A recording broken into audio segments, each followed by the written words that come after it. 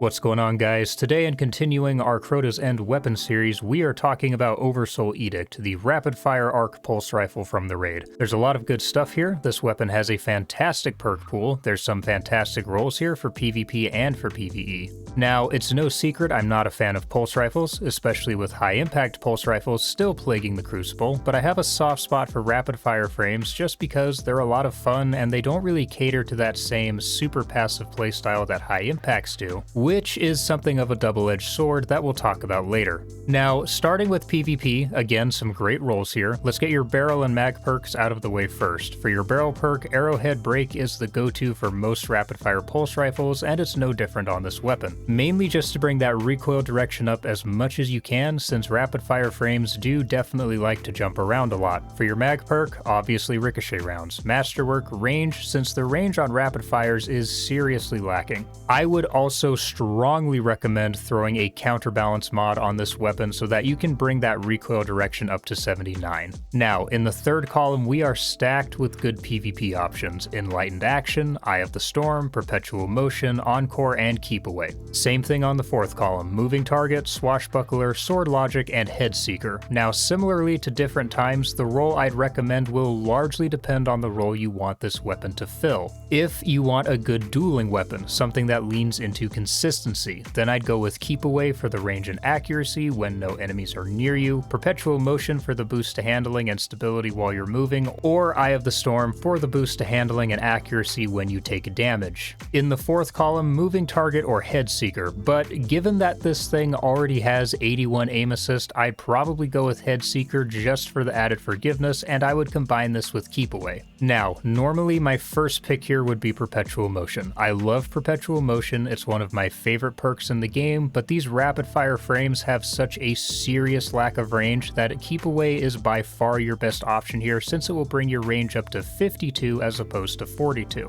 Now, if you want a role for very aggressive kill chaining, then I'd say Keep Away or Encore with Sword Logic or Swashbuckler. Keep Away for the same reasons discussed before, and Encore because it's a perk that really just has perfect synergy with damage perks. Get a kill and you get +5 to your range and +8 to your stability and a boost to weapon accuracy, and this can stack up to 4 times. You get 1 stack from body shot final blows and 2 stacks from crit final blows. Now, for your damage perks, Swash of course uses a stacking damage buff up to 5 times with only a 6.7% damage boost on 1 stack, but a 33.5% boost on 5 stacks. Weapon kills grant 1 stack and a melee kill will grant all 5 stacks. Now 33% is no joke, but this does require some setup if you want to have that full damage buff. You're going to need a strong melee build to really make this perk work. Something like an Arthur's Embrace Hunter, maybe even a Peregrine's or Synthos Titan, which is why I think Sword Logic is probably my preferred pick here. Sword Logic is also a stacking damage buff, but it works differently. It's essentially just a better version of Rampage. In Crucible, a Guardian kill will grant you 2 stacks, which will boost your damage up by 20%. Killing a Guardian in their super will give you 3 stacks, which bumps your damage up to 35%, not that I'd recommend taking on a super with a primary weapon. Now, multiple kills against Guardians will not increase the damage stacks either. What it will do is refresh the perk's timer, and unlike something like Kill Clip, you don't need to reload to get that damage boost, and the timer is also pretty long at 7.5 seconds. So the decision you're going to have to make here is what you're willing to trade off on. Sword Logic is a very consistent and very easy damage perk to proc, and a 20% damage boost is still very substantial. On tier 10 Resilience Guardians, your TTK will be 0.73 seconds with 6 crits and 2 body shots. Below tier 10, and it's 0.67 with 7 crits, 6 crits in the case of anyone under tier 2 Resilience, but that just does not happen these days. Swashbuckler with max stacks will give you a 0.67 TTK with 6 crits and 1 body on Guardians 8 Resil or above, and 5 crits, 2 body at below 8 Resilience.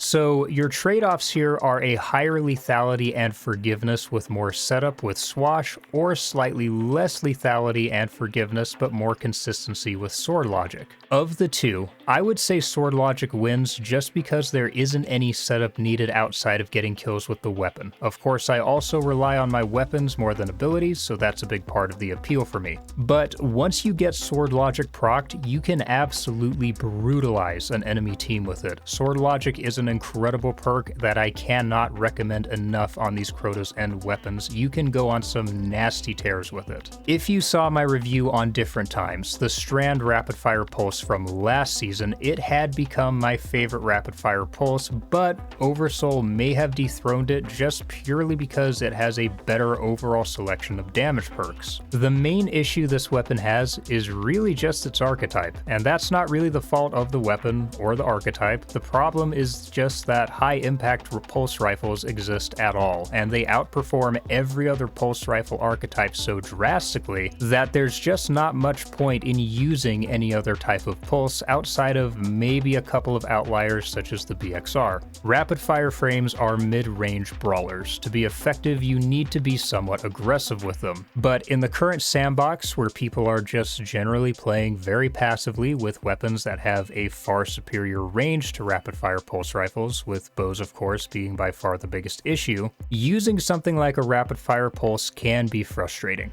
A max range roll on this weapon with full bore, ricochet rounds, keep away, and a range masterwork has an effective range of around 35 meters. And the problem with this is with full bore, you're sacrificing so much stability and recoil direction that it just isn't worth it. With the barrel, mag, and masterwork selection I originally recommended, you're only at around 31 meters of range.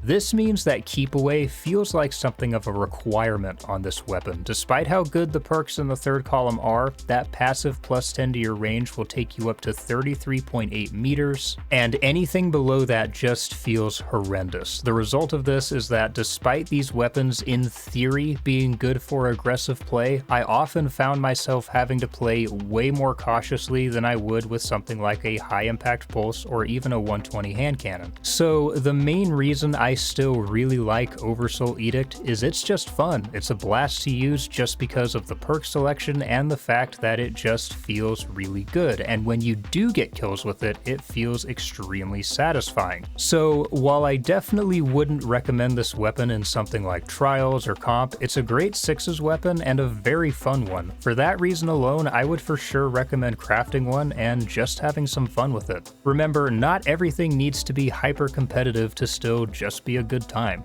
Now, moving on to PvE, once again, there are great options here. In the third column, Demolitionist, Eddy Current, and of course, Keep Away. Eddy Current is by far my least favorite option here. Getting a reload speed bonus after sprinting just isn't enough value for me to care about it. Demolitionist, of course, makes this a great weapon for grenade builds by default. Kills with Oversoul give you grenade energy, and throwing a grenade will reload the weapon. Keep Away is for sure more of a PvP perk, but the increased range and reload speed can still be helpful in PvE. Moving on to the fourth column, Sword Logic, Adrenaline Junkie, Volt Shot, and Swashbuckler. Any of these are very good for ad clear, with Volt Shot probably being my least favorite option here. Some people really love Volt Shot, but I do think the other damage perks here just provide more value. Sword Logic is easy to proc and keep procced pretty well indefinitely in PvE, same with Swashbuckler, and combining Demolitionist with Adrenaline Junkie would make this pulse rifle perfect for grenade builds.